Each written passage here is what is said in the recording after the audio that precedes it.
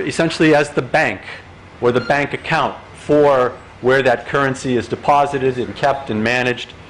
And then registries play also the important function of ensuring the integrity of the trading system by making sure that the entities that have accounts on the registries are complying with the rules of the trading system. And they're preventing things like double counting of emissions. One of the key foibles or things that you need to safeguard against in an emissions trading system is the potential for double counting, where multiple parties take credit for the same emissions reductions. Can't do that and have a credible system. So what do the registries then do? Well, first of all, they track the whole life cycle then of that currency, whether they're the allowances or the emissions offsets, starting from the point of issuance, whether they are allocated by a government or they're issued under an offset program. They track then the holding of that currency, because the currency will trade hands. That's what the trading part of emissions trading is. So it keeps track from when they go from ownership from one party to another party. They facilitate that transfer of ownership from one party to another. And then they also account for the cancellation at the time that allowances must be surrendered to the regulatory body or that they are retired in the system. The registries are also important because they're the repositories of all the information related to the verification that those emission reductions are real and that they have been measured and verified. So they keep account and keep track and serve as the repository for that verification information. And they provide a dual role of providing confidentiality to the holder and security to the holder of those accounts, but at the same time providing transparency and public access, because it's again important that a registry be transparent, that the holdings, the transactions, the transfer of ownership is all transparent while protecting the integrity of the individual account.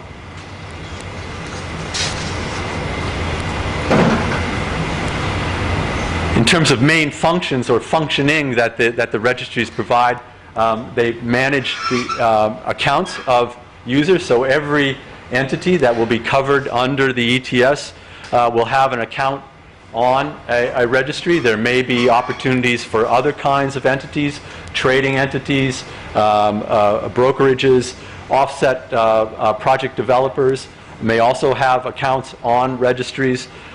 Each of these then have to qualify and meet a certain amount of financial standing, and it's the duty of the registries to then qualify those entities to be able to hold an account and then to oversee its management. The registries also then provide for the management of the allocation of the allowances, the issuance of the offset credits, and their holdings in those each of the individual account holders' accounts. How many allowances, how many credits are being held in those accounts at any given time. They're then responsible for managing the compliance aspects. Again, the embodiment of the verification information, and then ultimately the surrender and retirement of the allowances and the credits in the system. They then manage the transactions. When a credit or an allowance is transferred or sold from one party to the next, they record it that it's canceled out in one holder's account and it's entered into the other holder's account, again, to maintain the integrity of that unit as it moves from one account to the other, and that it doesn't suffer the fault of double counting.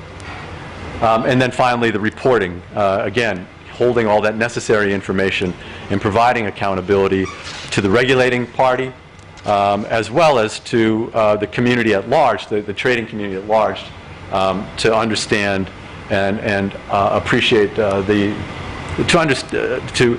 be able to track and ensure that credits are being adequately accounted for.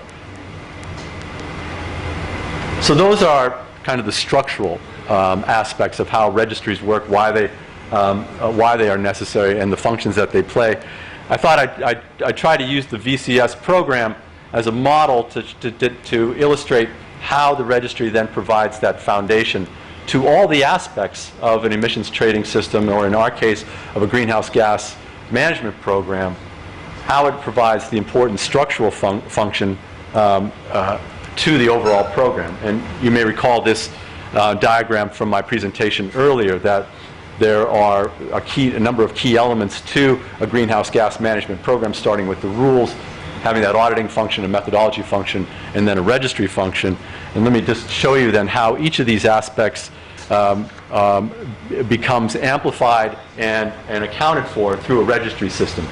So we talked about the rules for a program, and I talked about how methodologies, how offset projects need to account for being real, how they need to be immeasurable, how they need to be additional, how long-term offset projects need to account for permanency. But also, rules for standards will also require that the units, once they're issued, are assigned a unique number, a unique serial number, so they can be tracked through the system, and that then they will be transparently issued and listed then on a registry. These are important parts that are stated in the rules of the program, that it's ultimately the responsibility of the registry then to be able to demonstrate.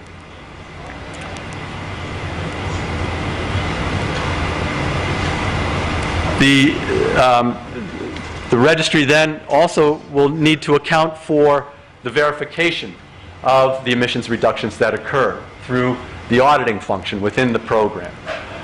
The auditors themselves will need to meet strict standards so that they can then be able to verify that the emissions reductions have actually taken place, that they're real, that they've been measured. In the case of the VCS, there are the additional rules related to methodologies and being double validated by qualified auditors as well. And all of these steps in the auditing process generate a paper trail of verification reports, validation reports, that then travel with the project and travel with the credits that are issued by that project. And it's those reside in the registry.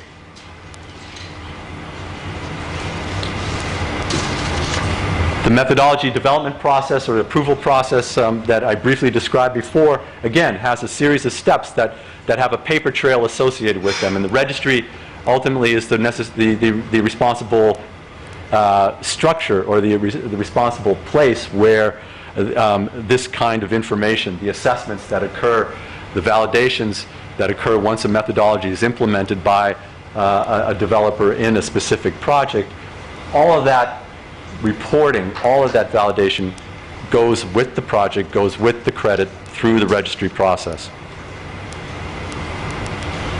I mentioned that we have a somewhat unique registry system at the VCS. We don't have one single registry or outlet where project developers can come to us and list a project.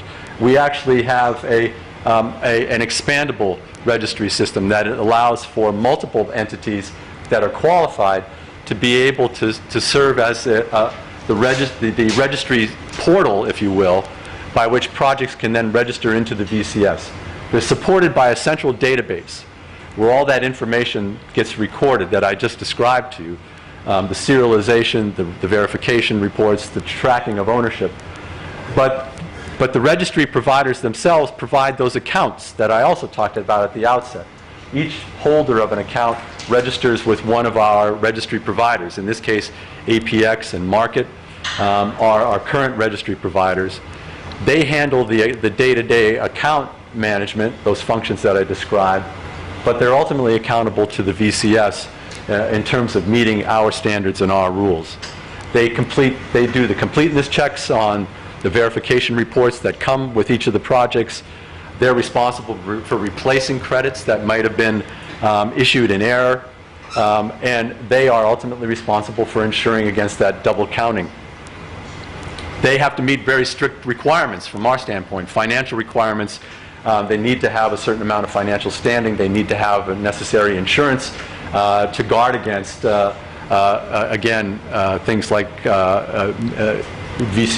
credits issued in error, and they need to guard against insolvency. The last thing you want to have happen is your registry provider going out of business, and then you've got a bunch of stranded accounts and stranded credits that can't move in a system. And we've actually had that experience, so you want to have a bad experience to share. We've had a similar kind of experience where one of our registries pulled out of the system, left a number of accounts stranded that we're still in the process of unwinding and finding a new home for those accounts. So it's one of the things that registry operators don't want to see happen, but it's a necessary part of the business, and we have to learn how to manage it. So all this by way to just describe that registries are an important part of an emissions trading system. They support all the other key pieces that go with it, whether we're talking about a voluntary system like the VCS or a compliance system like you are going to experience here in Shanghai. It supports the rules that guide the entire program. It supports the verification and the auditing function. That is a key part of it. And it supports in the case of offsets, the documentation and the verification of the methodologies that are followed in the offset program, and they provide that important transparency function so that the regulator and the other market participants can be assured that the credits are and the allowances are being credibly spoken for and managed. And that's it. That's my brief introduction to registries and how they function. I'll turn it back to Jeff and look forward to questions later in the program. Thank you.